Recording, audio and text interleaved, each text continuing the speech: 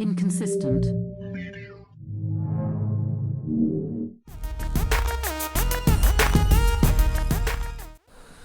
Hey everybody, welcome to GED Squared, where we're here to learn about an interesting, I want to say, my brain wants to say theology, but it's not a theology.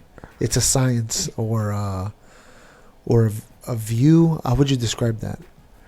I would say it's more like An understanding. a theory. A theory, okay. It's very controversial. I must say that it's an extremely controversial topic. I think the controversy is what intrigues me. More than the actual subject? No, the subject is fascinating, but I think the idea that everybody is very conflicted about it, or there's a lot of argument behind it, makes me want to kind of hear a clear description rather than hearing the back and forth arguments about other people, because it kind of devolves into like name calling and stuff, and I hate that. It turns into, oh, you're dumb for believing Exactly. this. And what I want to hear is I want to have a conversation. I want to just talk about it. Yeah. Okay. So because we're really interested in this topic, we actually got a guest on the show. His name is Tom. And Tom, if you want to introduce yourself to the audience. Sure thing. Hey guys, happy to be here. So I think I'm fascinated just like you guys.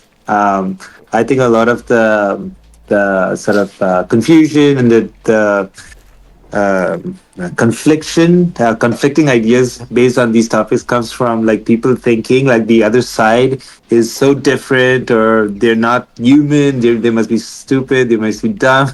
But to be honest, I'm just like you guys, man. I have questions. They're not answered, and I'm looking for my own answers. And in this day and age, finding answers to your questions is even more difficult, right? I need to really, like, if I Google stuff, I need to go down like second, third, fourth. Sometimes I don't even, I just give up, So in this day and age, I'm ready. I'm ready to like answer, like maybe just have an open discussion about this, and we can see what where we can go from there. Yeah, you're not just your average Joe. You actually have an interesting background. Right. I almost forgot. Yeah, go ahead. Yeah. So the thing is, okay, this is my first time on a podcast, so I'm just getting used to, You're good. Don't this worry about format. I'll introduce myself real quick. So I was always interested and intrigued by space research, space travel.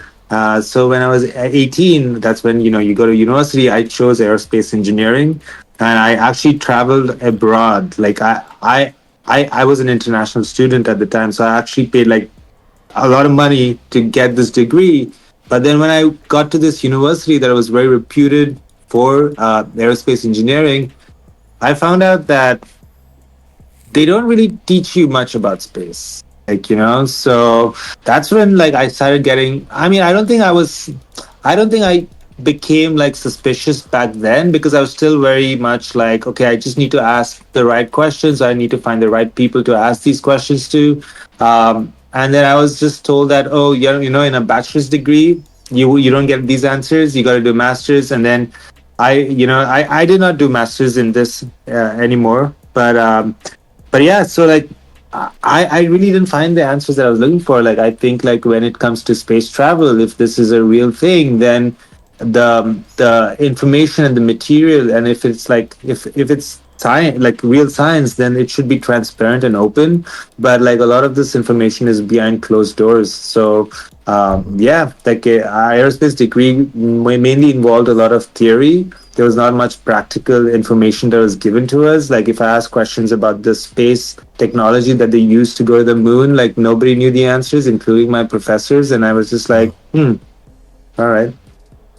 Yeah, so that led you to question it, and then what is it? You were looking for answers, obviously, to these questions, and then was it that you came across the flat Earth model and was like, hey, this kind of makes sense? Well, when I came across the FlatEarth model, for a long time, I didn't even give it any time of day. I never really, I was like, yeah, that's stupid, that's silly, because I feel like you're trained to think that. Like, your default stance is like the Earth is a globe. It's kind of like, And it's funny that you talked about religion, right? Because this is kind of a religion. Like this modern day life is kind of a religion. Most people don't see it like that. They think that no, it's like religion is, your faith, like Christianity and Islam, and that is religion. But they don't fail to see that the actual definition of religion is called the way of life. And everybody's way of life, you start off by default thinking that the earth is a globe. And then you get kind of like inundated with the globe and imagery that from all sides. Like you see a globe in your classroom. When you go to watch a movie, right? Like the opening sort of, like they show you this globe, like Universal Studios. Universal Studios, yeah, they show you this globe. Then the globe idea is like bombarded at you from all angles, and you don't notice it, but it's so subliminal. And yeah, then, it's like in your subconscious. It's so subconscious. It's so exactly. So, but everybody is just so ingrained to think that yes, oh yeah, by default, like yeah, of course it's a globe. But really, if you were never told that it's a globe, would you think that it was a globe? You would always think that. I mean, you would not know, right? You would think it was flat just because it looks flat to you. I honestly wouldn't even think about it. Yeah. I wouldn't even think about it at all. So like, hey, we live in this place. I mean, exactly, I'm trying to think if we were, 2,000 years ago, 3,000 years ago, what would we imagine this plane of existence being? Right? What would you think it is? Like if you had no idea it was a globe. I mean... The established consensus was that it was flat, and it was the geocentric model that a lot of cultures and civilizations believed in. Like the Indian civilization, they studied the stars and the planetary motions so accurately in a flat Earth model, right? It's only over the last 60 years that, or even like the last 100, maybe 100 years, that we started like changing from a geocentric to a heliocentric model. So like it's easy to call like people that live like thousands of years ago stupid or foolish, but I mean, but I mean there was an explanation at the time, and it was people who studied and looked up the sky and started the motion of these planetary objects, including the sun and the moon. Like even the Mayans knew exactly when eclipses were going to occur because they had like a way to track time, and they would be able to base their sort of like festivals and their sort of like big things that happen to them based on like these sort of the motion of the heavenly bodies, as they called it, right? Yeah. So a lot of civilizations were like they looked up at the sky so much more than we do today. I have to say, even the eclipse right now. Like if nobody told us there was we didn't hear about it, like nobody would know that there was eclipse, right? It was like bombarded to us, blah blah blah. Eclipse, but don't look up at the sky. Like this notion of don't look at the sky. There's nothing to see there. It's just too prevalent, and that bothers me, man.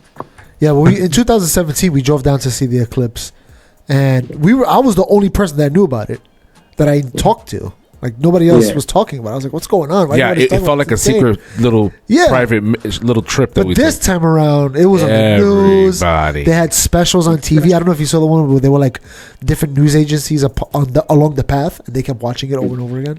I think that, and we spoke about this. I think that a vast reason why that's the case is because our living lifestyle in general, and I'm being specific to this continent. North America, is we got that COVID homebody mentality where I don't know, it's like I don't think there was as many people addicted to being on their phone all the time as much as there was after the pandemic, and that has fueled the conspiracy theorists and people questioning everything that they see. But I agree. So what are the things that come to mind when it comes to this topic is what you were saying earlier. Like I just wanted to be explained to me. I had showed a NASA video of the solar eclipse to a friend who's she's big on the flat Earth, and I'm arguing with her. We go back and forth. She's looking at me like I'm dumb. I'm looking at her like she's dumb, and it's like this playful little friendship that we exchange that we have going on. But so when I showed her this NASA video, she was like, "You're gonna believe NASA? And look at all that, GP, CGI graphics." And I was like, "Listen, it doesn't have to be CGI graphics. You could grab a pen and paper, grab simple objects. Just explain it to me that it makes sense in my little fragile GED brain."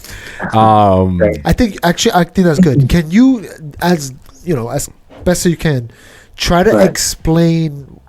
If we're not on a globe, what is it what is this plane of existence? Oh, well, before we start there, I Googled real quickly, when was Earth first considered a planet? Yeah. And it says Earth was first considered a planet in the 16th century by a Polish priest, Nicholas Copernicus, I can't read his name, who proposed that, how do you pronounce it? Copernicus, there you go. Who proposed that Earth and other planets orbit the sun. The solar model, the Earth is referenced as Terra, and every language uses a form of Terra to That's interesting. refer to Earth. The word Earth in the English language is an Anglo-Saxon of origin and dates back to Old English, where it meant ground, dry ground, soil. So they just called it ground. We live on the ground. We live on the ground. That's suitable for cultivation. We can make shit from this stuff. Yeah. Earth is soil. It's what we do. It's the only thing we do. So at some point, we were all okay with the idea of Earth being flat, and it was accepted widely. Wherever you got your message in a bottle, or the bird with the little message tied to his feet, that's how you got your updates. You know what I mean? Everyone was on the same page that the Earth is flat and that you could fall off. And then, because of this guy, Copernicus something, he figured, oh no, there's planets and there's marbles floating around in Earth, and from then on, we kept telling that story. Yeah, that's pretty much it. I think, sometime around the Enlightenment, at least, I think that there was a shift where, people started moving away from, I wouldn't say people, to be honest. I think it's like, the people just do what the leaders tell them to do. I would just call it as it is. I think that the leaders started moving away from this model and started gravitating to a new model. And by leaders, I have to mention the Catholic Church. I think, so the Catholic Church, they started schools everywhere they went. During when they started exploring the different continents and countries, the first thing that the church and the ruling body, they had a pact. It was like, if you let us send priests, we will let you, we will work together with you guys. The church started sending these guys called Jesuits, that went all over the place to start these schools. And then in these schools, they started teaching everybody about this heliocentric model, right? So that's where this idea started gaining more and more traction. But going back to the flat Earth model and just the basics. Solid conspiracy. That's solid. Wait, hold on. I'm sorry. I'm going to recap what you just said, just so I could. Help me out. So we have this Copernicus, part of the Catholic body, the church, right? That ruled, a big portion of the population at the time, right? Let's go. Now, it's not just that they rule with an iron fist. They rule their minds and their hearts. So regardless of where they live, regardless of who's your king, I own your mind and heart because I am your... narrator. No, I'm your connection to the divine, right? Exactly. Oh, you got to get through me. So no matter where you live, no matter what language you speak, you're going to pay attention to me. Whatever I say. So what he's saying is that they sent out Jesuits to start schools. Now that seems like a good thing, right? You're helping the society, right? But they were teaching this globe model to everybody, and it spread like a mind virus, basically. Right? Did I say that? That's correct, man. Predominantly the Catholic Church has a monopoly on education and educational institutions, especially in the developing third world countries.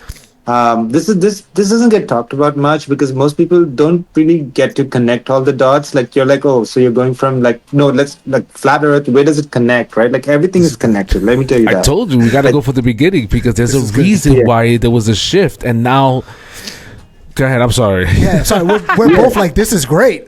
I like Yeah, this. yeah, for sure. But like also going back to like the eclipses and everything, right? I think most things can be explained that can be explained in a 2D model can also be explained in a 3D model. It's just a projection. The 2D space is a projection of the 3D space in much the Yeah, way like so for example a square, right? Like a square can be represented in a 3D space. When you project it onto a 2D space, it becomes a line. And when you project the yeah, line to a 1D space, it becomes like a point, like dot. one Yeah, dot, right? So yeah, you can like view, like it really depends. Like, are you looking at the 3D space or a projection of that? So the projection of what is the heliocentric model can also be observed, like when you flatten it out and kind of view sort of like a projected model, then it looks like what the flat Earth map. I mean, not exactly, but somewhat like it, like where the flat Earth map at the center, it's circular, right? At the center, it's got the North Pole where the Polaris is, yeah, and the sun and the moon, they make circles around the North Pole, right? And on the periphery, you've got Antarctica, and Antarctica, it's like they say like it's got this ice wall, or like it's just pretty much ice, right? And beyond that, beyond Antarctica, it's almost as if like we don't know what's there, right? I mean, it could be like the edge where people fall off of, yeah, or it could be like it could extend for however long. I do not know, or maybe it could end up in like a dome or something. I don't even know. yeah. Like, Oh, but so the you're thing saying is, that what's there, we have no idea. we have no idea because we're not even allowed to go there. Like, if you look at the Antarctic Treaty that was signed in 1961 or something, all the countries came together and were like, you know what, we're gonna patrol the borders of Antarctica, and nobody can go there unless we approve them, and they have to be some scientific. They should have some scientific research that they should prove to us that doesn't disrupt the ecology of Antarctica. So all the nations of the world have came together to just sign that treaty, and these are red flags, like when I started looking that up, and I was like, Antarctica, and they want to what do they want to do exactly? They want to protect the ecology of Antarctica. Like, Antarctica is freezing, man. It has no ecology whatsoever. Like, I mean, yeah, they could, like, the waters surrounding Antarctica could have like different species of fish and penguin and whatnot, but beyond that, like come on, it's not like the Amazon jungle that you want to protect. Like, you're talking about this like ice, and using today's technology, they can definitely like explore further into Antarctica than they did back in 1961. But Yeah, nobody ever revisits this treaty. Nobody ever talks about this treaty at all.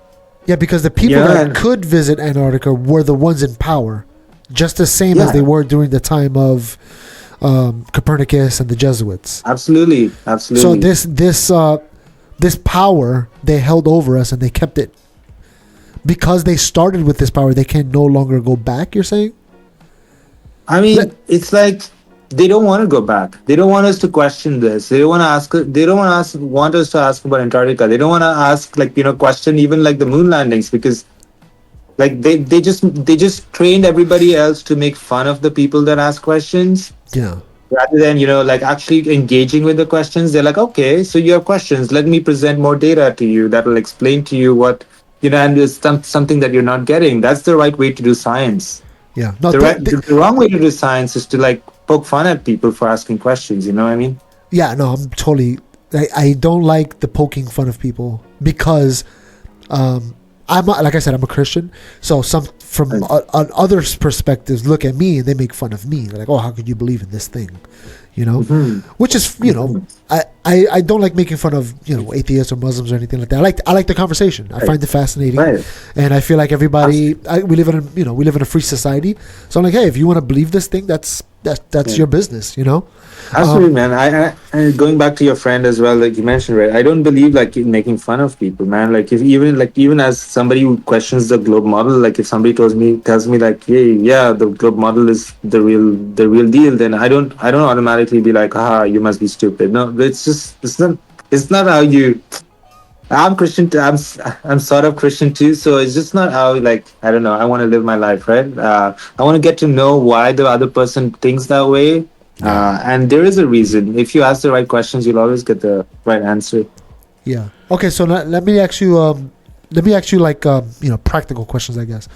Right. Um, do you so in the globe model we have the Earth is the third planet from the sun. Then you have the sun, which Right. is giant compared to everything else, right? Right. In the flat Earth model, because it seems like the way you kind of explained it, you're not sure what's at the edge of the border, whether it be I'm a not sure. drop off or an infinite snow or a dome. You're not committing to either view.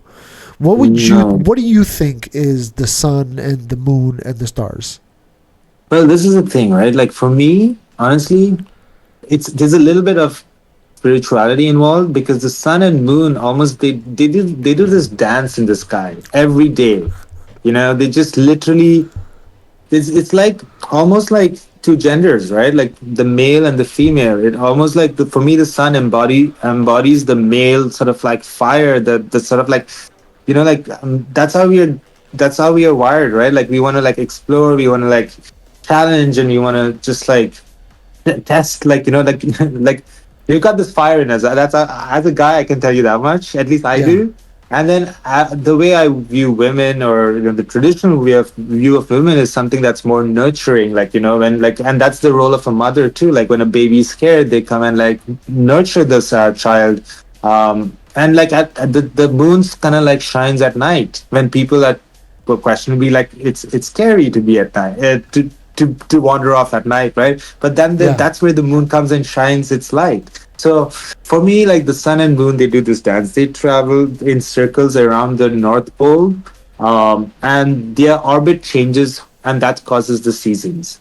So, and like the sun and the moon. And also one thing that kind of like points to the feminine aspect of the moon is that every 28 days it makes like it kind of like catches up to the sun, yeah, right? So it overlaps with the sun every 28 days in that circle.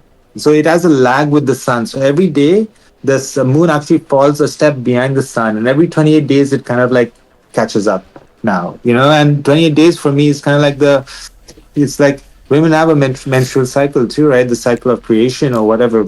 So there's a lot of parallels between the male and the female energy when it comes to sun and moon. And one thing that for me was like, man, that's crazy. Like the sun and moon, they're exactly the same size. Like, like that's why at an eclipse, the sun and moon they just cover each other like completely. There's no gap, you yeah. know. No, And yeah, yeah, in a heliocentric model, the chances for that to happen is so small.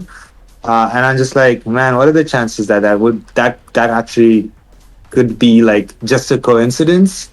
It's a little bit more than a coincidence to me. So yeah. So so there's for some me, yeah, kind of that's divine. You think there's some kind of divine? I think there's some kind of divine, man. I feel like we're put in here, and like all these heavenly bodies kind of like they almost keep time for us. Like without the sun and the moon, we would not have a real concept of like of course we could have time, but like it's kind of like a clock. The sun and moon also, another analogy is like they're a clock Yeah, about us, right? That's how people humans always kept track of time by looking at the sky above them, and they knew that every certain like every period there's a certain frequency for a certain heavenly body to repeat a certain pattern, right? So that's how they kept track. Okay, this is 28 years, this is 50 years, this happens every 100 years. The sun and moon, it's a daily phenomenon. With the moon, every 28 days it resets with the sun, things like that.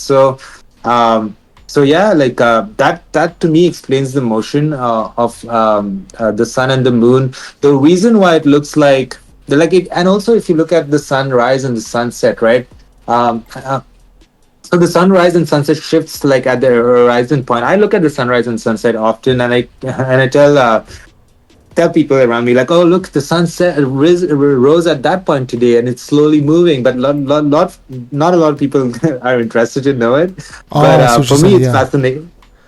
For me, it's yeah. That's how fascinating they to made kind of track. Stonehenge and Manhattan. We Yeah, have this happens in Manhattan too. It's called Manhattan Henge. That like right, I Yeah. think twice a year the sun right, aligns with the avenues, and it just shines. It right. goes. It perfectly sets right down the Exactly. middle. Yeah, Yeah, I know what you're talking about. But like the sun, so it's called. So the reason why it looks like it's passing over our heads is because it literally is passing over our heads. And there is this thing called vanishing point, right? So when it moves over the horizon, it moves away from our vanishing point. And when it rises, it comes into our sort of like view. And then when it like when it looks like it sets over the horizon, it's actually going beyond the vanishing point. Like, so if you understand geometry, it would make sense. And it would make more sense if there was maybe like a picture to show what I'm trying to talk about.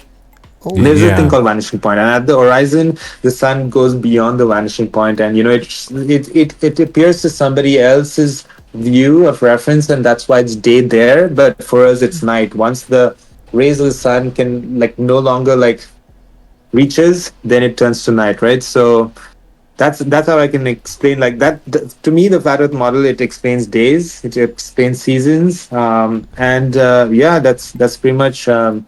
From my practical point of view, that's all I need to know to sort of like for me. Okay, so here, this is what I'm trying to do. So I'm trying to make a distinction between knowledge and belief. Okay, yeah, I try not to like. I don't like to believe without knowing like for certain, right? A lot of people confuse knowledge and belief. They think like belief is something that people in the past did, but nowadays we don't need to believe so much because everything is proven, science proves everything, blah blah blah. But you know what? Most people, like if you consider your knowledge, like things that you consider knowledge, like most people will not admit that most of their knowledge is actually belief. A lot of yeah. the Because they because don't we have always firsthand refer knowledge to. of it. Yeah, because how many experiments did you do yourself? Like how many Yeah, like to believe in the globe model? Like how many of those experiments that you learned about you people did themselves? Arguably none, right? yeah. So then that's just basically a belief system. It's not science, man. Like Okay. So and if people. the sun disappears beyond our ability to see it. You're saying? Yeah, yeah. So it's kind of like. So this is okay. This is where it gets dicey at the horizon point, right? So I think there's a little bit of refraction that happens that gives it like the sun almost like looks a little bigger, and then it almost refracts. So it looks like it's sometimes it looks like it's cut off by the horizon. Sometimes it looks like it's just getting smaller and smaller. Like I try to like look at sunsets, and it's different every time you look at it. Like sometimes it's like it looks like it's cut off. Sometimes it looks like it's just getting smaller. Like I don't know how to explain it, man. Like I think it has to do with like air density or something that happens at the horizon that plays with Yeah. your. It's almost like a optical illusion that happens at the horizon. Like a So mirage. yeah, kind of like that. Yeah. So that always tripped me up, like the sunsets and the sunrise. Like, is it cut off? Like, how much is it cut off? And like I used to like look up YouTube videos to find what's actually happening. Um, because it really depends on the sort of like terrain as well. Like if the terrain is very mountainous, then it's more likely to be cut off. If it's not, if it's more like a plain, then it kind of like you can see further and further.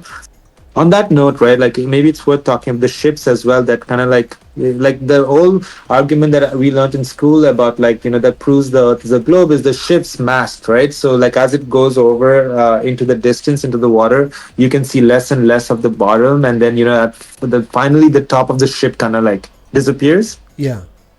That's actually not the case, man. With technology today, like and there are YouTube videos if you can find them.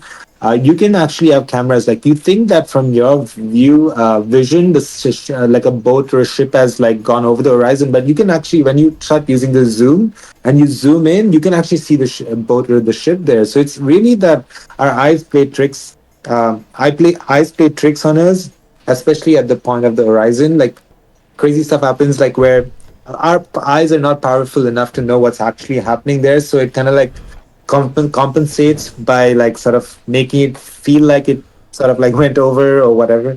But yeah. Okay. All right, I hear you. So okay, now sorry, I have a bunch of questions here. Forgive For me. sure. So what No. what would be a meteor then? I know that at least for me, I know some questions are unknown yet, even within the heliocentric model. There's some things that we just don't know. So Yeah. I know that there's some things they should be or could be some things within each model that's like, hey, we're not sure yet because we Right, don't, right. you know. So that's why when I think about meteors, I'm like, if I think about the flat Earth, first of all, I don't even know what space is. Is space described the same way that the heliocentric model would describe space, like basically like an infinite? I would say pretty much. Like I think like there's definitely overlap between both models. Like for example, a meteor could exist just the same in both models. Like it's just like I guess some sort of like rock or bodies that lights up and emits light and just vanishes after some time. Who really knows what's actually happening? Yeah. But from our point of view, it looks like it just burnt itself out, right? Like, and when I go up, like where there's clear sky, like I'm astounded by the amount of phenomena I can actually see. That I'm Oh just like, yeah, whoa, yeah. did that just happen? Like, Yeah, I just went upstate and I saw a bunch of shooting stars, and I actually saw a bunch of that's crazy. satellites, which surprised me. Yeah, Over here, you yeah, don't really see satellites because there's so much lights. But we saw I mean, I know they weren't shooting stars because they were going at a steady pace, a straight line across the sky.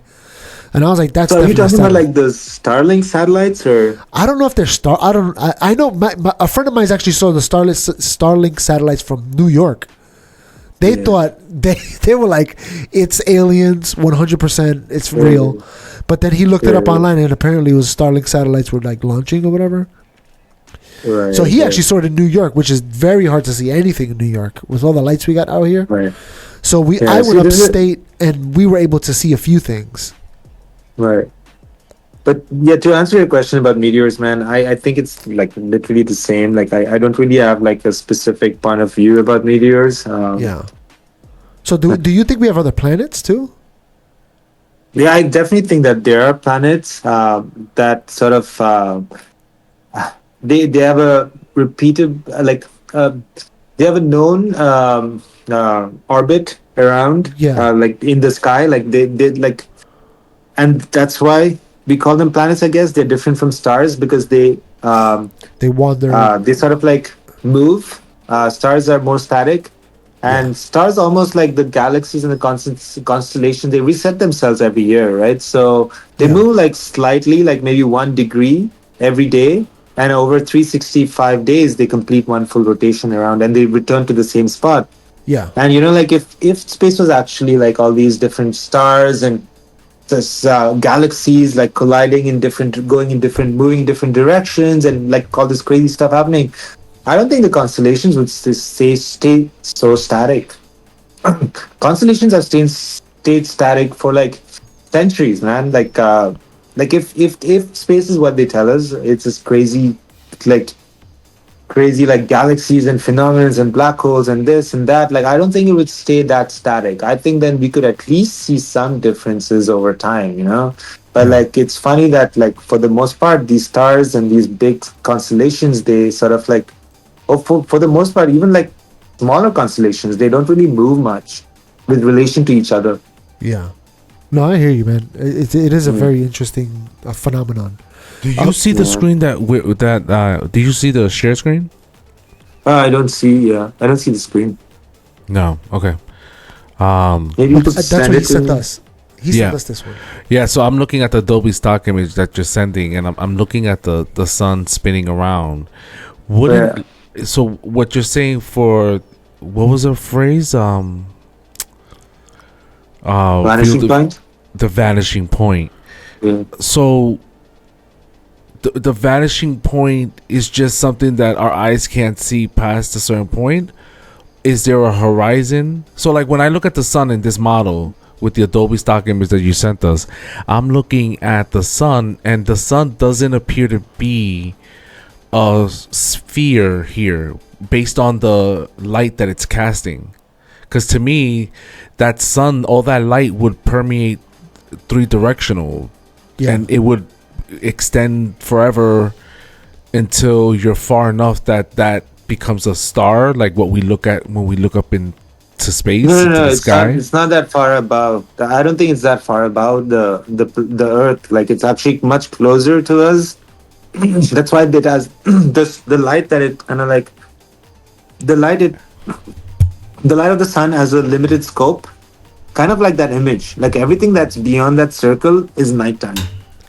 and everything within that circle is daytime at various intensities, right? Like everything that's directly underneath the sun is like it's noon, and at the edges of that circle, it's kind of like sunset or sunrise.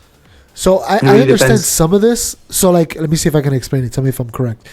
The sun is way smaller. I think it's even smaller than what this image is showing. Yeah. It's way So it's smaller than kind that, of like, imagine you're a block, whatever, 4 blocks away, and I hold a candle. It's a light, and the light would traverse forever, but because of the atmosphere, it won't allow it to reach you because it's constantly bumping into air molecules on the way to you. So you might not be able to see it anymore because it's so far away. Right. So that's the description that they're giving, that the sun goes so far beyond our vision. And again, it's within, I mean, as far as I understand, it's within the atmosphere. So it kind of stops us from seeing it completely. Versus if it was in space, like stars, let's say, you can see it forever because there's nothing there to stop it from shining its light to you. And again, the further away it goes, it shrinks down to basically nothing, and you don't see anything anymore. And is that a good description of? Yeah. That's. I agree with that. To some, that's what I believe too. Basically, it like that picture is a little misleading because it looks like the sun is much higher than what I think it is, and is much bigger than what I think it is. I think it's much smaller than that, and it's closer to the Earth. So somebody was from in South America, right? Like on that map, and then somebody is in Australia.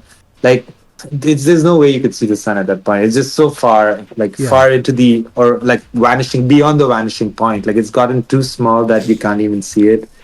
And your eyes just can see everything till the vanishing point. That's just how our eyes have evolved to be able to see only till that distance. Like we cannot see, like the thing about our eyes, right? There's so much that is happening in terms of frequency that our eyes don't detect. Like we really just see like a very small wavelength of frequencies. We only see and the even visual spectrum. Yeah. And like Like we never needed to see like like astronomical distances, right? We just needed to see what's like kind of like in our vicinity, and that was good enough. So things that happen beyond our vanishing point, like literally, they just like they move out of our frame of vision completely, right? So that's pretty much what happens with the sun and the sunlight, and that's why we have nighttime. But even night is not completely dark, right? We still have light from like the moon, the stars, or whatever, and and in this model, the sun spinning around and the moon, those represent days. So what would be seasons? Like how does fall, winter? Right. So like during the winter, like in North America at least, the sun is actually it's closer to the Tropic of Capricorn. That's in the southern hemisphere. Like so, it doesn't make like circles like exact circles around the Earth. It kind of like does elliptical orbits in a sense. So it's like it's got a little bit of a stretch to it, so that if in the winter time it's not as close to us, like it's moving, it passes by us, but it's not like as close to us as it is in the summertime, right? So there's a tropic of Cancer and Tropic of Capricorn. Tropic of Cancer is in the northern hemisphere. Tropic of Capricorn is in the southern hemisphere. So when the sun is closer to this doing its orbit closer to the Tropic of Capricorn, that's when it's winter in the northern hemisphere. And when it's closer to the Tropic of Cancer, it's summer in the northern hemisphere. So that for me it explains seasons sufficiently. So the sun doesn't stay in a perfect. It doesn't go down around a perfect ring. It kind of corkscrews in, and then corkscrews back out. Yep. So within the circle, there's a middle, which is the equator, and then it rotates in, and it makes it summer here, and then as it goes further out, it makes it winter in the middle and summer in the outside because it's closer to them. But okay, hold that thought then. Then doesn't that mean that when it goes further out, the ice wall would melt? Oh, that's good. Yeah. I mean, it's not going to go like all the way out to Antarctica, right? It Yeah, kind of because like, then yeah, that would, it melts to even some in degree. our It melts model, to some would degree. melt. I mean, it still melts to some degree. Like there's summertime in Antarctica, I would imagine too, right? So like the ice is not like, big blocks of ice. It's more like summery ice. I mean, it does melt. Seasons exist apparently in Antarctica too, and so does it even in the northern hemisphere, right? Like when it's summer in the northern hemisphere, the glaciers are melting, and when it's winter, then it's back to being solid blocks of ice again. Um, So what it's much the holds same the way. sun and the moon in these rotations? I know, like, Um, let's say in the heliocentric model, it would be gravity. That's our That's what we got. that's what we have. That's Yeah, the society, right? yeah. The society has that. It's the gravity, and I seen a real good video of this guy with a really tight sort um, of a material that when he put a ball in the middle and rolled a smaller ball around it, it kind of rotated. And he explained it like this is the gravity pulling down, and it forces the smaller ball into the big ball that has heavier weight. It was like a latex material, I guess, Mm. spandex sort of. So I can grasp that. You know, yeah. what would you say is holding up the moon and the sun? I mean, there's a lot of stuff that I don't have answers to, man. But I think, like I said, right? Like, I think, I mean, people's definition of Christian or like is different. But I think I believe in like higher power at least. Um, and I think that some of these bodies were created by these higher powers that I don't know. I don't have these answers. I don't have the tools to know the answer that you're telling me. But I'm led to believe that like there was some intelligence that created the life that we live on the earth. And yeah, yeah. I guess yeah. So some things Yeah, there's. I don't really know I the figured answer there'd to. be some things that are unanswerable because, like I said, even within the classic globe model, there are still things Right. that are unexplainable. All right, so Right, they then, give us gravity, right? Like, so the thing about gravity is that a lot of things that can be explained by buoyancy, like a lot of things that can be explained by gravity, can be explained by buoyancy. Like, like there is two directions, up and down. Like that, like for buoyancy, right? Like things, like heavier things, like more dense things, displace stuff that are less dense. yeah. And that's why things like, you throw a rock, it falls down because it's denser than air. So it will displace air to fall down. I mean, that's buoyancy basically, right? Like, to say, yeah, or at least my definition of buoyancy, that's So what it is. what gives us up and down? So gravity Yeah. wouldn't so gravity wouldn't fit in the flat Earth model. Oh, that's interesting. No, I Yeah. don't think. I mean, yeah, I don't think it's called the same. Like, there's a thing called gravitational constant, right? Okay. So the gravitational constant is required. Like, it's like, I don't know. I forget now. It was ages since I had to use it, but it's like the missing piece that is required to explain, uh, like why things accelerate as they fall. And the gravitational constant is used to kind of like also calculate the sizes of the Earth and the Sun and whatever force that the Sun exerts on the Earth to cause the kind of motion that we see, like that we observe in our orbital motions that we do. So for me, like the thing is that uh, I don't know. I don't know. I don't think like gravity in the flat Earth model is the same as gravity in the heliocentric model. Like gravity in the heliocentric model holds everything together, right? This is this one signifying equation that explains the motion of everything, right? Um, but I don't know. I think in the flat Earth model, it doesn't do the same thing. I don't think so. So. All right. So then, So yeah. So I know we have you believe that there's satellites, right? On that, yeah, I think, yeah, I guess I kind of believe in satellites, but then again, I'm very skeptical about the ISS. Like, Okay. I want to believe in these things, man. Like, trust me, I do want to believe in these, like all these cool gadgets and cool technology. But like when Me they show too. me, Me when too. they show me like images from the ISS that looks like it's like worse than a kid's classroom, right? Like if the ISS is what it is, why is like weird shit pointing out from everywhere? Like why is there no organization at all? Like did they not think about this? Like did they not think about okay, we're gonna have a certain template that we're gonna follow. We're gonna have certain rules because you know our life depends on us being organized. Like apparently it's not a concern to them on the ISS. Like I see videos, I'm like, They're why is messy. everything Yeah. everywhere? And if you've seen I don't know if you've seen the Chinese one, they're very organized.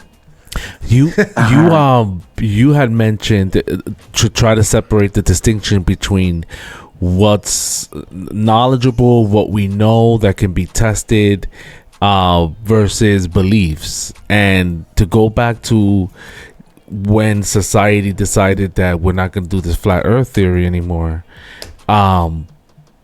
what do you believe, or what do you know of, or in your opinion, what do you think was the motive behind continuing this narrative versus the Earth is flat? Right. Good Is question, man. Oh, you wanted to be like, hey, we were teaching this, then we realized we're wrong. but we Right, don't. right. What would be the motive, if any, that Because they do it all the time, right? If when they find Sure. out something's wrong, they're like, hey, that was wrong. This is the new thing that we. yeah, a good scientist, like growing up in school, whatever, it stuck to my head that a good scientist comes up with a theory and spends the rest of his or her life trying to prove that theory wrong, That's what Einstein did. right? His Right. biggest regret. Right. So like, what's the motive? Is there a motive? Is this what they genuinely believe? Is there, these are questions, right? Is there, Sure. if it was a this Roman Catholic who dominated the hearts and minds of the entire planet, or wherever their boats could reach, Right. what's the incentive to get everyone on this same Page. wavelength page? Like, Right. China doesn't like us. Why are they continuing the story of the Earth is Right. round? They're atheistic too. Right. No, Right? that's a great question, and I kind of like thought about that too. But then I kind of the more I thought about it, the more like apparent it became to me that this is uh it's almost like we're a civilization, whether you like it or not. Like, yeah, this whole story about USA hates Russia, Russia hates China, China hates, I don't know. Everybody's like in this cold war with each other. Yeah, fighting. Yeah, exactly. Meanwhile, But they're I think shaking like hands under the table. honestly, I think that's what like they want us to believe. Uh, behind the scenes, they're actually good friends, you know, because they need each other. And I think together we are one civilization. So We you are think that like if this came out, like let's say China was like, you know what, when enough of the shenanigans, we're gonna reveal to the world that the Earth is flat and we're gonna prove it. You think that'll cause some kind of chaos on Earth? What he's saying is that the world leaders, that the powers that be, whoever they are, whether you believe it's the president or the guy behind the president holding his strings, or the communist leaders or somebody else holding the communist strings, he's saying that those leaders are meant to portray opposition, but they're actually close friends. Oh yeah, And- yeah. No, but I'm saying like, what if one of them decides to go rogue? It would mess up that relationship that they have between them, the seven. The seven. I'm assuming there's No, seven. he knows. I just threw the number out there. like for It's a example, the United conspiracy. Nations, right? Who are the members of the UN? Permanent members of the UN. It's quite So a you've few. got- I Like couldn't even tell you one person. us. I You got got one, US? bro. No, but You got who's the US, guy? China, France, Russia, and United Kingdom. Guess what? Russia's there, China is there, US is there. Those are the three The powers. powers, yeah. They all came together and they sat down and they're like, you know what? Number one, let's sign this treaty, and number two, um, like like we need each other as much as we might maybe they still do hate each other, who knows, right? But like they also do need each other. That's why, you know, all the goods, like China took the role of like, we are going to be the manufacturers of everything in the world, and we'll send all our stuff to you guys, you know, build your tech companies, you know, and then India there is going to provide all the labor, and Russia is going to go off and do his own thing, maybe whatever. So, They like, do I mean, fuel. at some level, they cooperate and they work together. You know, maybe Hmm. they have disagreements. For sure, they So do. it's But basically like a mutual destruction thing. It's like, hey, we all have to keep this on the wraps just so we can keep this order. right, But that's still not a exactly. tangible explanation in my mind as to why they would keep this facade of hating each other, but under the table, they're giving a little rub off. Hey, buddy, they're Yeah. friends. They're shaking hands on this whole flat Earth. It's Like, almost like they're frenemies. It's like enemies. It's like your friends who are also like your frenemies, your friends and enemies, because you need each other, because they need each other to keep certain secrets. And the secrets will help both parties. Like the secrets that they keep together will help Russia and China and US and whatever power that comes onto the map, right? It's like we can't let them know that, let them know our secrets. And like if you look at civilizations around the world, right, every civilization, the rulers of the civilizations, they propagated myths, right, that they wanted everybody to believe in, because that will become the foundation of everything else that I'm going to tell you and you're going to believe now, because your mind is in my control, because you believe everything that I'm laying the foundations of what goes in your mind. And that's what the rulers want to do. And that's why for a long time it seems far removed, right? Like, why would they lie to us about this? Why would they lie Yeah. to us about that? But it's kind of like they'll tell you all these like fundamental lies, and then once you believe those fundamental lies, now you got to believe everything else, because that's like the foundation of your belief. Because when we're born, we're like, I think like we are born with this question, like, who am I, what is my role in this world, what is everything around me? And you want to know the fundamental questions to these things. And as kids, then you're given these answers, and then as you're grown up, you're given more answers, and now you got to like pretty much like believe everything you're just told. And like that's it, your mind is completely controlled. Yeah. So No, I that's hear just you. that's So just let how it me. is. Like they need to like set the page. They need to like kind of like set the stage, right? Like, okay, so this is how the world is. This is how the earth is. There's nothing to see here. There's nothing to see there. We have already done all those things. We have all these answers. We know everything. Just ask us, the authority figures, and we'll tell you. And you just do what we're telling you. And if you question us, I mean, like they won't like it. Like think about COVID, right? The way they would kind of like show up on your TV, kind of talk you down as if you're like school children and you're not allowed to like question anybody. It's the same thing. That how they tackle every other question. Like even like when you ask questions about space and stuff, right? Like they they're not going to take you seriously. Not in no serious forum like that NASA and all the space agencies are involved. Will they ever give this kind of conversation the light of day? They will never do it. Yeah. But it's a serious question that like a lot of people want to know, but they will never give you that platform to ask those questions at that stage, because they don't want anybody to ask these kind of questions, you know.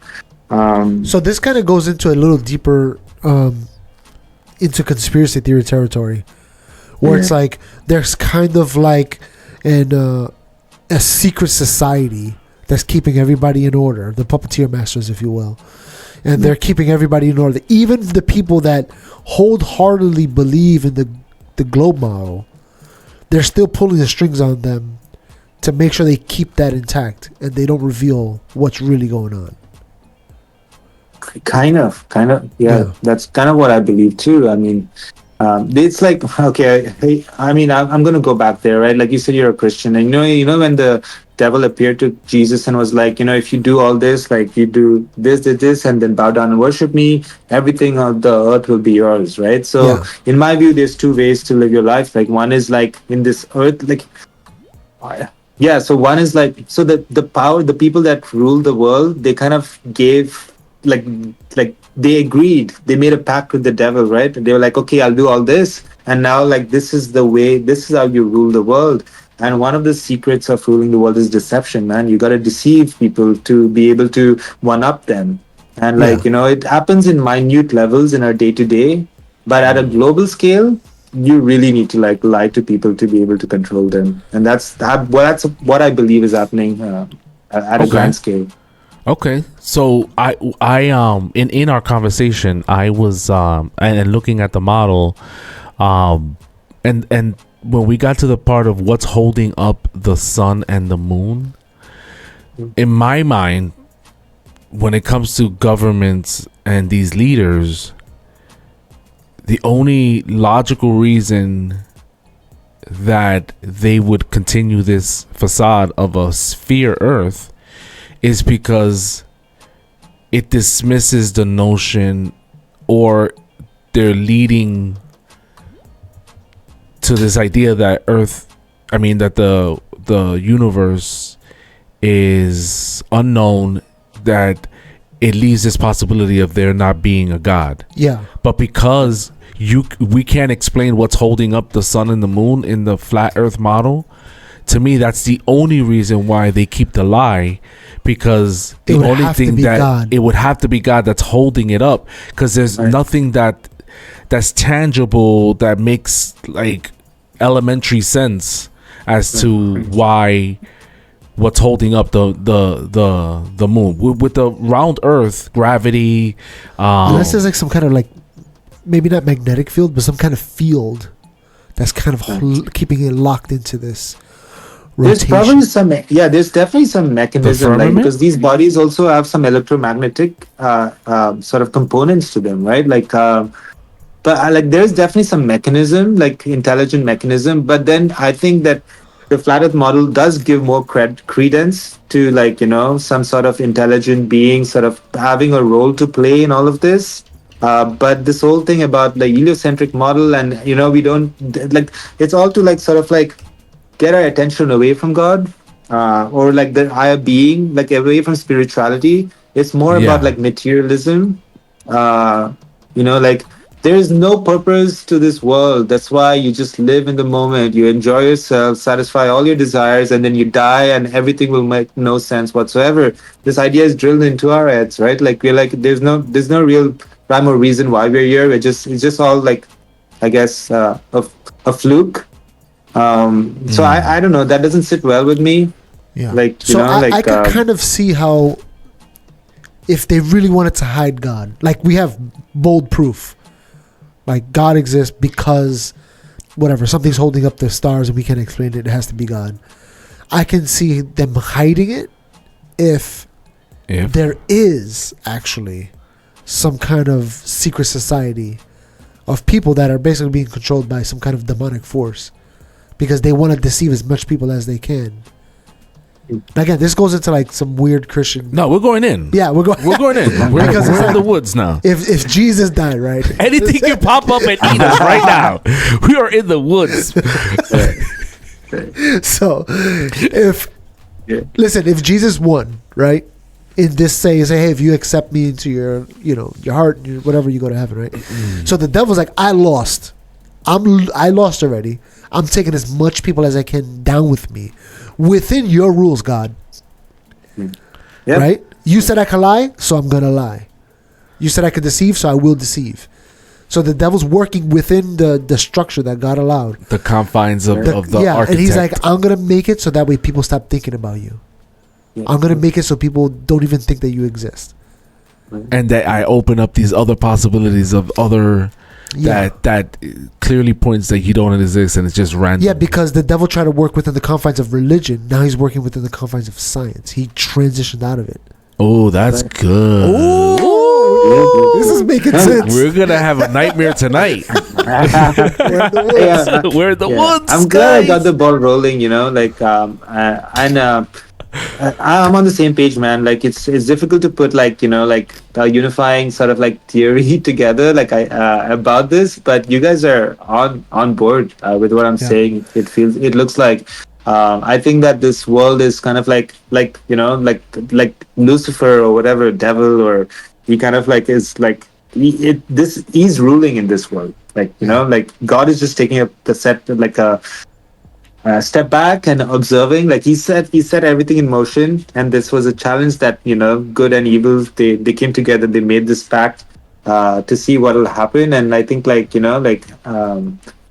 is one thing that I personally try not to get too emotionally attached to good and evil. I try to remove more, for me to keep my sanity. I kind of think of good and evil as two polar opposites of the same thing.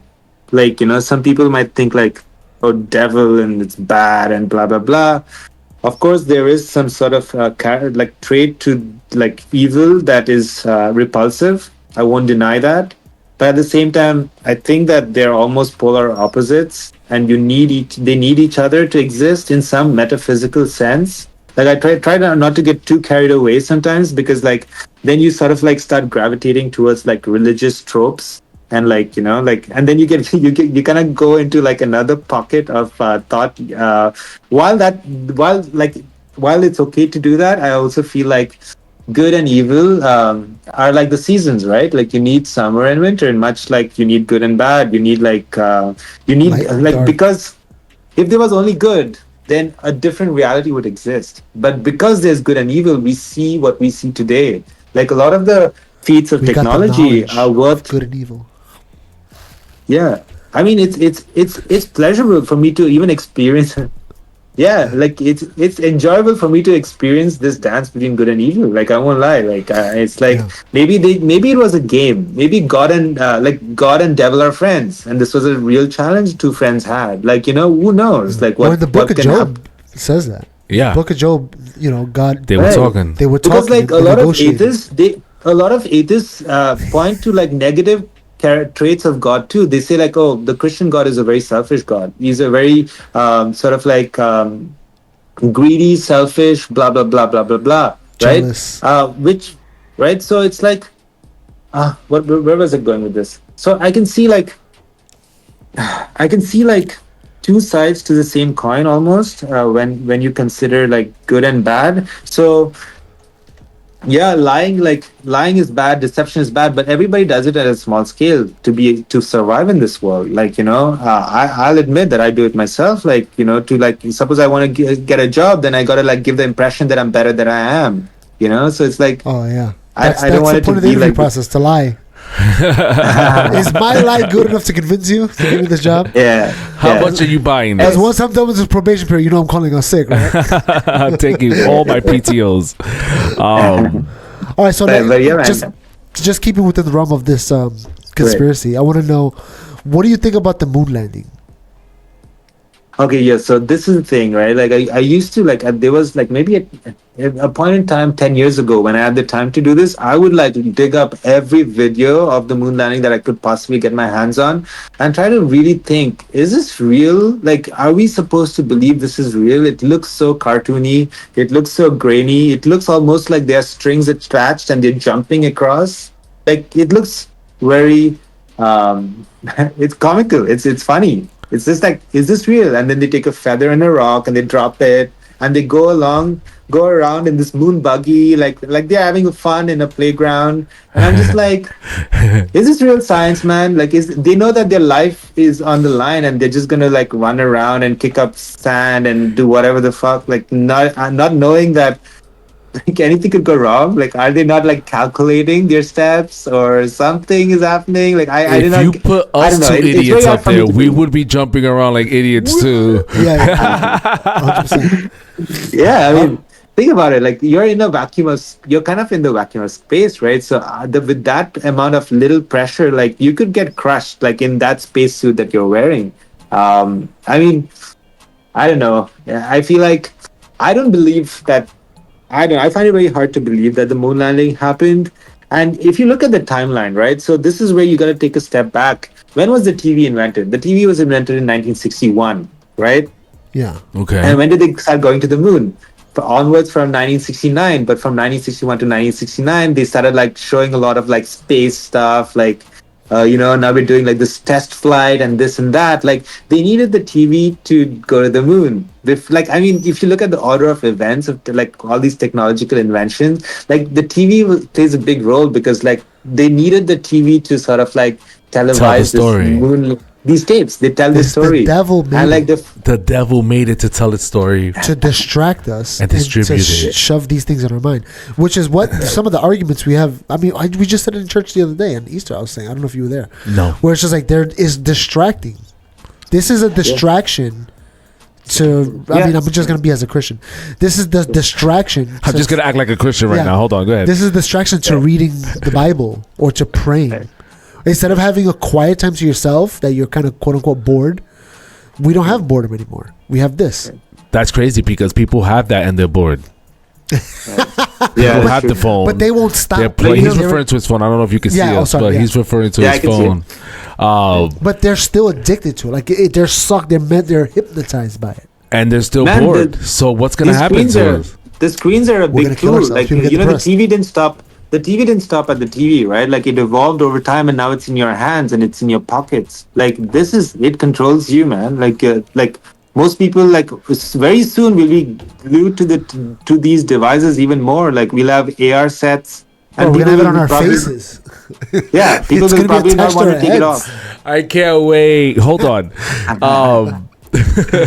Jesus Christ. So I just got up a day and my butt is excited. So hold on. Going back to the moon landing, right? Like not just the moon landing. If you look at any of the sort of videos that we get from any of the space agencies, like for me, like it's very hard to believe these grainy ass videos in a day and age to like today when we can have like such like much more HD stuff sent over to us.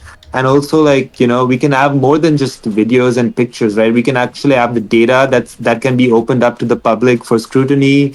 They don't do any of that. They just like, you know, it's almost like performance. Like if you look at, you know, India going to the moon, everybody, they televise this part where everybody claps hands and everybody cheers. It's almost like it's a performance.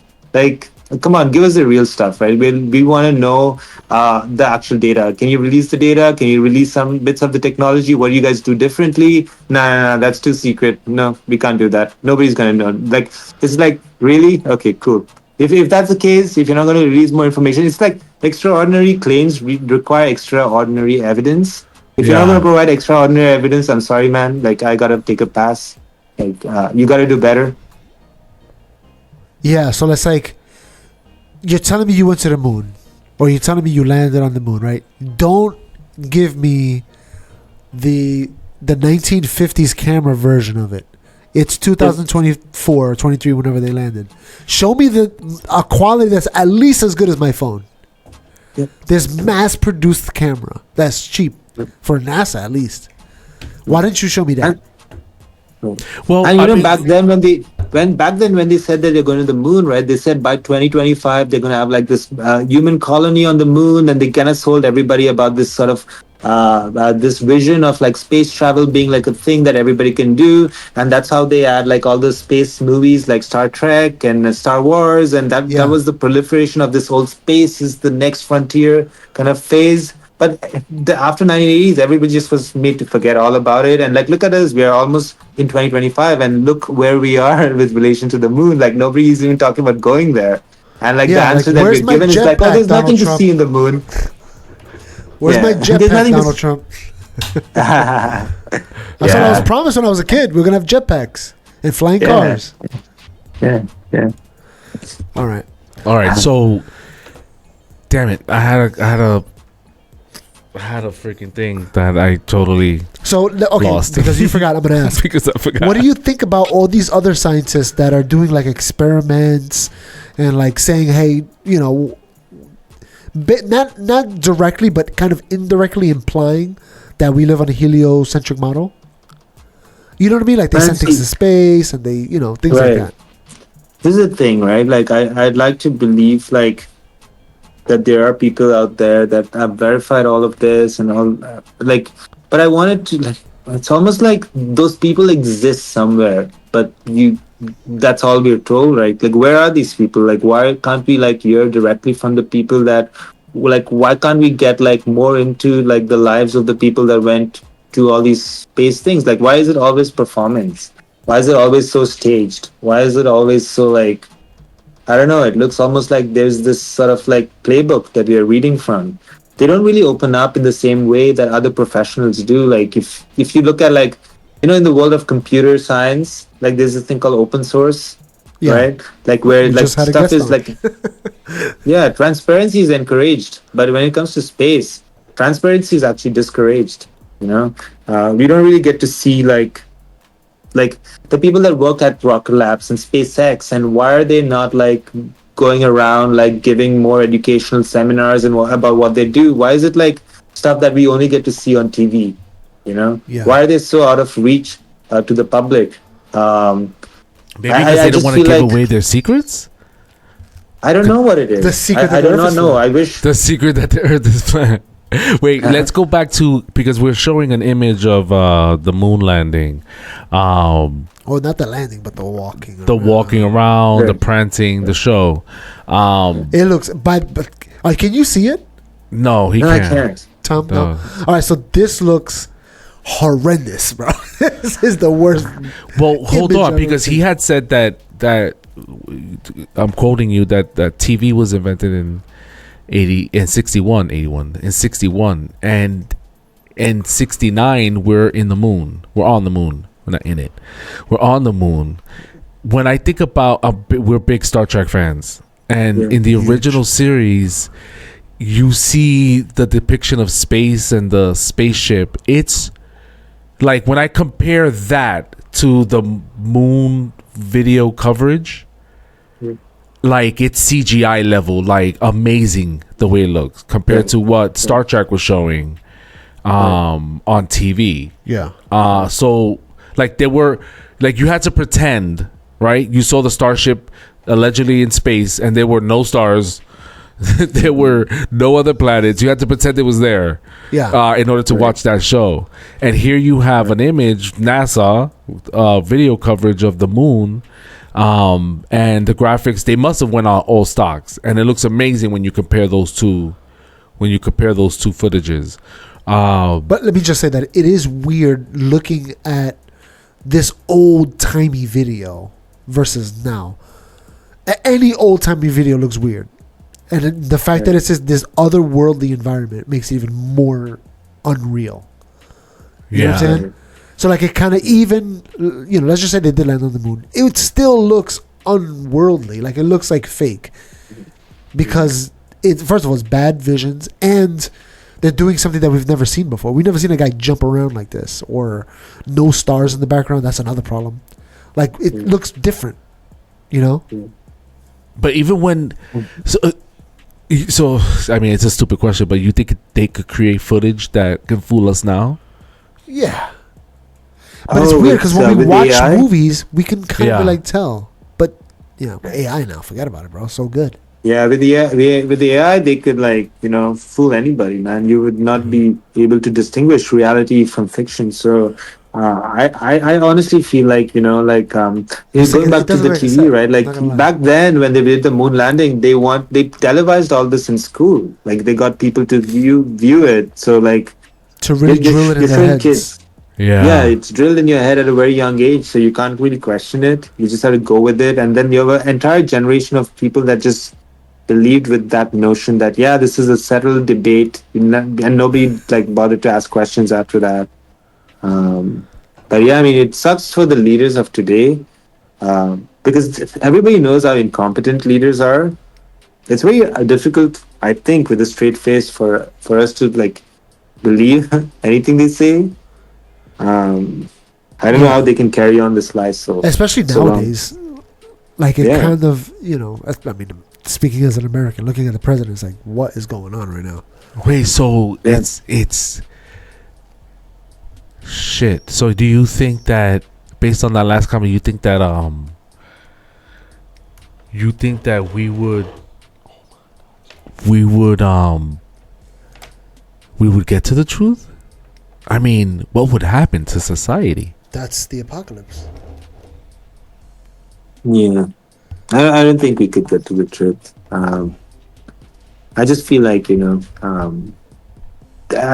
like in today's day and age, one thing that really caught me off guard is like what's it called, censorship.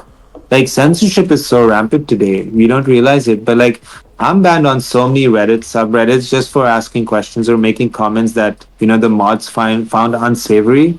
Like you would think that like censorship wouldn't exist today, but like in North America, the land of the free, where we are supposed to be able to speak our mind, we still have like censorship, and it's encouraged by like Trudeau.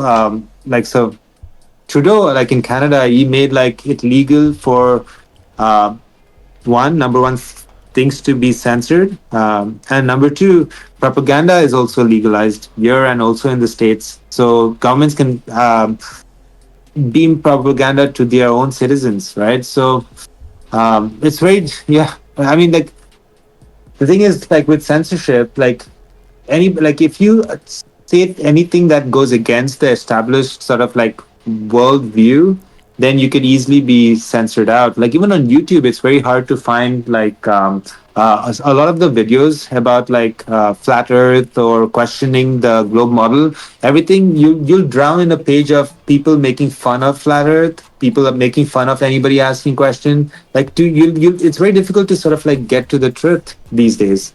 Yeah.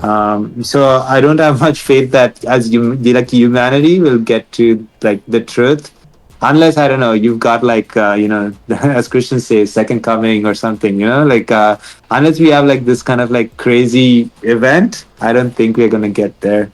In I don't have hopes that that's gonna happen.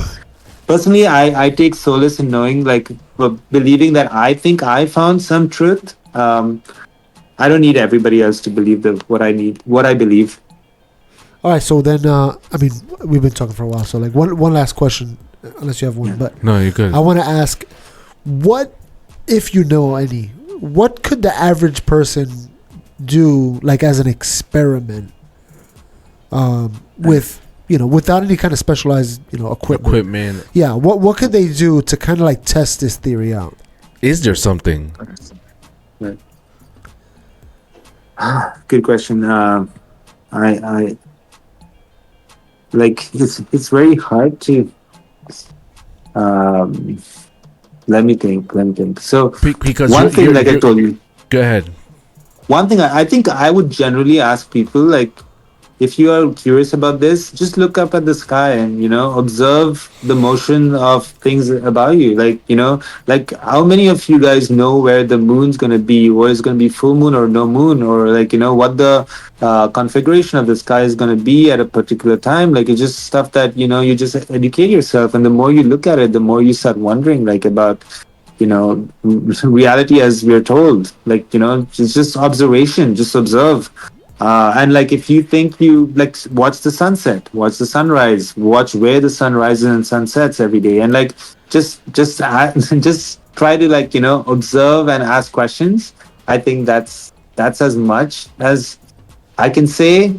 I would have, so the thing about cameras, right? So I do have a camera, but it's not sufficient. Like the zoom is not sufficient enough. But if you can get a chance to go to like a waterfront, right, and if you see a boat or a ship sailing off in the distance, test whether you can actually see it kind of like go over the curve, like if it dips over the horizon, or if it's just a matter of zooming in and then you can see it again. That's an experiment you could perform. Apart from that, like there's the thing about the Chicago. I don't know if you've heard about the Chicago skyline, right? The Chicago skyline can be seen like 60 miles away, from 60 miles away, where you should not be able to see it. So check for yourself. Like ask yourself, like, should I be able to see that right now, given the curvature? Like it's 8 centimeter every kilometer square. So if you're like 100 kilometers away from something, then it's all like like something that is not high as high, like something that's shorter than a kilometer or something in that range should actually not be visible to you. Yeah, and you can ask yourself that, like through observation. It should be over the curve. You're saying. Yeah, I mean, certain things should not be able to, like, if it was like, if there was a curvature, right? Certain things should not be able to be in your view of reference. But a big giveaway is Chicago. Chicago can be seen from the Michigan coast, which is 60 miles away. You should not be able to see the skyscrapers of Chicago.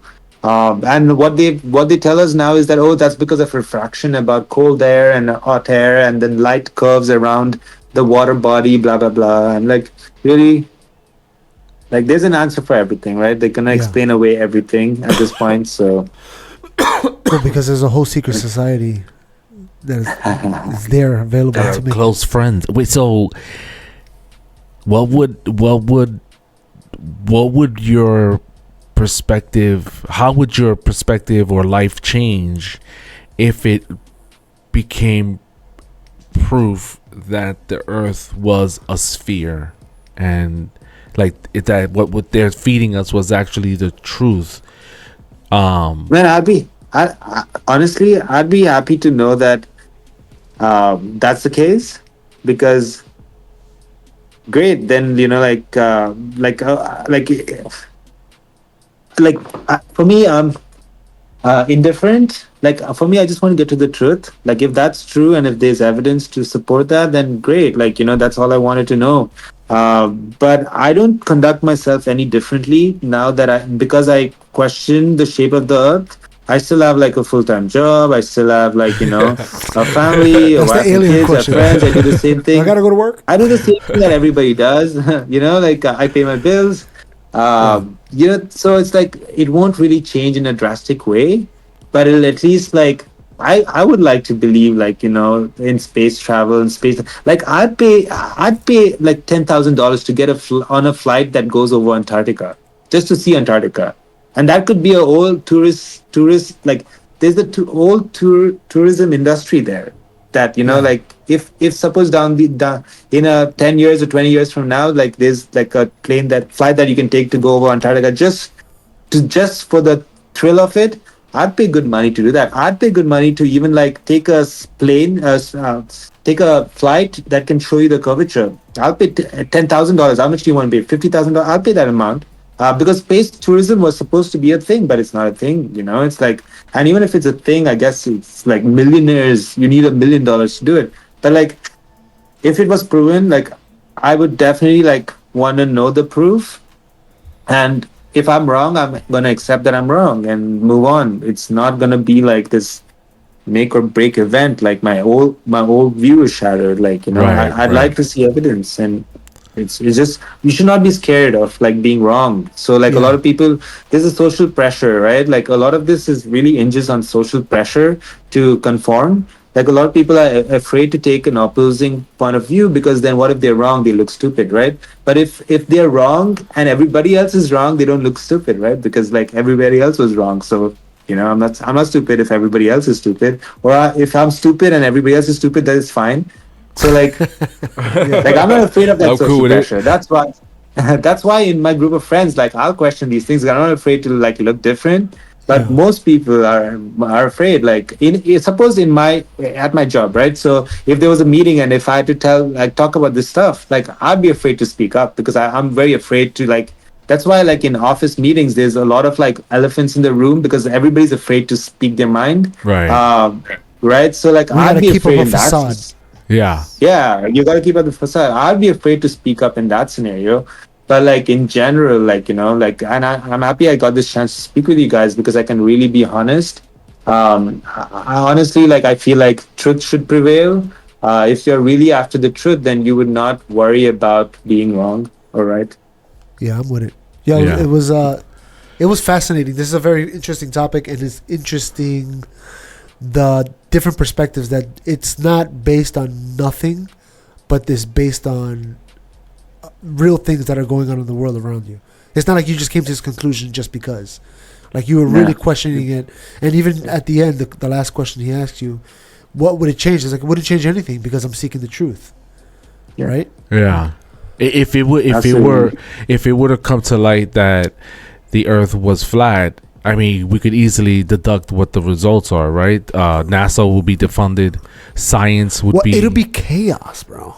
Every government agency would be questioned now. Like it would be, yeah. Well, I'm just talking about America. I mean, it would be no more science in the classroom, right? Yeah, they would bring the Bible back to the classroom. There we go. We're back in, baby. It's kind of like the emperor has no clothes, right? Like it's like somebody calling the emperor out, like you have no clothes now. And like I don't know if you know the story. It's like everybody's got to believe that the emperor has clothes because the emperor like believes it himself. That it removes the ground that all the nations and all the powerful people can stand on. This is a big thing that they want you to like not question. Yeah. All right, Tom. It was great talking to you. I feel like I've got illuminated to something I didn't think about before. Yeah, for real. All right. It was good talking to you. Thank you guys for having me. It was really fun for me too, and you guys have a good day, eh? Awesome. Thanks guys for tuning in. And this is GED Squared. We out. Peace. Check out this preview of the next episode of GED Squared. He was convinced You know what I'm saying? He was convinced that what he was saying. I don't know if you read about the manifesto that he wrote. A little bit, like educate me. He was convinced that there's like some kind of Illuminati group, and that one of the funniest things that he said was that Harvard University was giving information to the creators of The Simpsons to write episodes about the future. Yeah. So he was convinced of this enough that he set himself on fire. You know? Imagine that's the way you go. Who are we to say that he's wrong? I know this sounds fucking crazy, right? This is like, oh, like the earth is flat, all of this stuff. It sounds crazy, but there's been times in the past where we've been convinced. Listen, we bled George Washington to death because he had a cold. We were convinced. That's what the doctors say. Bleed him like a damn fish. Now, if you would have said, hey, guys, stop bleeding him like a fish, you're going to kill him. You said, shut the fuck up, you conspiracy theorist. So, hey, you never know. In 50 years, it may come out, hey, The Simpsons is some evil people. You never know. I just respect the dedication. Yeah, you know what's funny? We just talked to a flat earther guy, and I was like, basically make it make sense. You know? Give us a reason. And, as we were talking about it, like, you know what? I can see his reason why. The science doesn't really make sense.